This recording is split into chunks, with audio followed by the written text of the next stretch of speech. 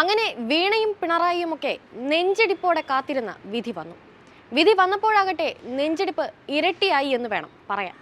കേരള ഹൈക്കോടതിയെ ഭയന്ന് കർണാടക ഹൈക്കോടതിയിലേക്ക് ഓടിയതായിരുന്നു സൂര്യപുത്രി. പക്ഷെ കാര്യങ്ങളൊന്നും വിചാരിച്ച പോലെ അങ്ങ് നടന്നില്ല.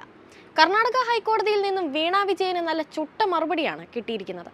പിണറായിയുടെ മകൾക്കെതിരായ അന്വേഷണം തുടരാമെന്നാണ് കോടതിയുടെ വിധി. സീരിയസ് ഫ്രോഡ് ഇൻവെസ്റ്റിഗേഷൻ ഓഫീസിന് കരുത്ത് പകരുന്നതാണ് ഈ വിധി. ഒറ്റ വരിയിലാണ് വിധി പ്രസ്താവം. അതുകൊണ്ട് തന്നെ വിശദവിധിയിലൂടെ മാത്രമേ കാര്യങ്ങളിൽ വ്യക്തത വരൂ. എക്സാലോജിക്കിന്റെ ഹർജി തള്ളുന്നുവെന്നും നാളെ വിശദവിധി പറയാമെന്നുമാണ് കോടതിയുടെ വിശദീകരിക്കൽ.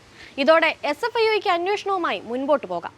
അറസ്റ്റ് ഉൾപ്പെടെയുള്ള നീക്കത്തിന് കഴിയുന്ന ഏജൻസിയാണ് SFIO. അതുകൊണ്ട് തന്നെ വീണയ്ക്ക് മുൻപിൽ പ്രതിസന്ധി കൂടുകയാണ്. SFIO അന്വേഷണം റദ്ദാക്കണമെന്നാവശ്യപ്പെട്ട് മുഖ്യമന്ത്രി പിണറായി വിജയന്റെ മകളും എക്സാലോജിക് ഡയറക്ടറുമായ വീണ നൽകിയ ഹർജി കർണാടക ഹൈക്കോടതി തള്ളുന്നത് അന്വേഷണത്തിന് പുതിയ മാനം നൽകുമെന്ന കാര്യം തീർച്ച. രജിസ്ട്രാർ ഓഫ് കമ്പനീസ് അന്വേഷണം പുരോഗമിക്കുന്നതിനിടെ മറ്റൊരു വകുപ്പ് ചുമത്തി സമാന്തര അന്വേഷണം നടത്തുന്നതിനെയാണ് എക്സാലോജിക്ക് ചോദ്യം ചെയ്തത്. എന്നാൽ CMRL നിന്ന് 1.72 കോടി രൂപ എക്സാലോജിക്ക് കൈപ്പറ്റിയതിന് തെളിവുണ്ടെന്നും ഗുരുതര കുറ്റമാണെന്നും വിപുലമായ അധികാരമുള്ള ഏജൻസി തന്നെ അന്വേഷിക്കേണ്ടതുണ്ടെന്നും SFIO വാദിച്ചു. ഇത് കോടതി മുഖവിലക്കെടുത്തു. അതുകൊണ്ടാണ് അന്വേഷണത്തിന് അനുമതി നൽകുന്നത്. ഇടക്കാല ഉത്തരവാണ് ഇന്ന് പ്രതീക്ഷിച്ചതെങ്കിലും കോടതി ഹർജി തള്ളുകയാണ് ഉണ്ടായത്. ഇതോടെ വലിയ തിരിച്ചടിയാണ് പിണറായി കുടുംബത്തിനുണ്ടാകുന്നത്. മാസപ്പടി വിവാദത്തിൽ വീണയെ ചോദ്യം ചെയ്യാൻ SFIO നീക്കം നടത്തുന്നതിനിടെയായിരുന്നു ഹൈക്കോടതിയിൽ ഹർജി എത്തുന്നത്. അറസ്റ്റ് തടയുന്ന എന്തെങ്കിലും കോടതിയുടെ വിശദവിധിയിൽ ഉണ്ടാകുമോ എന്നതാണ് ഇനി നിർണായകം. ഏതായാലും അന്വേഷണത്തിനുള്ള വസ്തുത കേസിലുണ്ടെന്ന് കർണാടക ഹൈക്കോടതിയും നിരീക്ഷിക്കുന്നതിന് തെളിവാണ് ഹൈക്കോടതിയുടെ ആദ്യ പരാമർശം. അതുകൊണ്ട് തന്നെ അന്വേഷണത്തിൽ എക്സാലോജിക്കിന് ഇനി സഹകരിക്കേണ്ടി വരും. KSADC നൽകിയ ഹർജി കേരള ഹൈക്കോടതിയുടെ പരിഗണനയിലാണ്. ഈ ഹർജിയെയും കർണാടക കോടതിയുടെ വിധി സ്വാധീനിക്കും. ഇക്കാര്യത്തിൽ 2 ആഴ്ചയ്ക്കുള്ളിൽ കേരള ഹൈക്കോടതിയുടെ തീരുമാനവും വരും.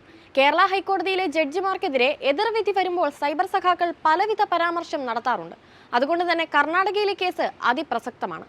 ഗുരുതരമായ സാമ്പത്തിക കുറ്റകൃത്യങ്ങൾ CMRLന്റെ ഇടപാടിൽ നടന്നിട്ടുണ്ടെന്ന് പ്രാഥമിക അന്വേഷണത്തിൽ തന്നെ വ്യക്തമായതായി SFIOയ്ക്ക് വേണ്ടി ഹാജരായ additional solicitor general Kulur Aravind Kamath വ്യക്തമാക്കിയിട്ടുണ്ട്. വിവിധ രാഷ്ട്രീയ കക്ഷികൾക്ക് CMRL വഴി 135 കോടി രൂപ വ്യക്തമായ രേഖകളില്ലാതെ കൈമാറ്റം ചെയ്യപ്പെട്ടുവെന്ന് ആദായ നികുതി വകുപ്പിന്റെ അന്വേഷണത്തിലും വ്യക്തമായിട്ടുണ്ട്. അതിൽ 1.72 കോടി രൂപ വീണ വിജയന്റെ എക്സാലോജിക്കിന് ഒരു സേവനവും നൽകാതെ നൽകിയതിനും തെളിവുണ്ട്. അതുകൊണ്ട് തന്നെ ഇനിയൊരു അറസ്റ്റ് ഉണ്ടായാലും അതിൽ അത്ഭുതപ്പെടാനില്ല. ഇനി അങ്ങോട്ടുള്ള ദിവസങ്ങൾ പിണറായിക്കും മകൾക്കും വളരെ നിർണായകമാണ്. കർണാടക ഹൈക്കോടതിയിൽ ആദ്യം ഹർജി പരിഗണിച്ചപ്പോൾ അറസ്റ്റ് ഉൾപ്പെടെയുള്ള നടപടികൾ കോടതി നിഷേധിച്ചിരുന്നു. എന്നാൽ ഇനി അങ്ങനെയല്ല. വീണയ്ക്കും പിണറായിക്കും നാട് വിടാനുള്ള മാർഗം പോലും ഇനിയില്ല.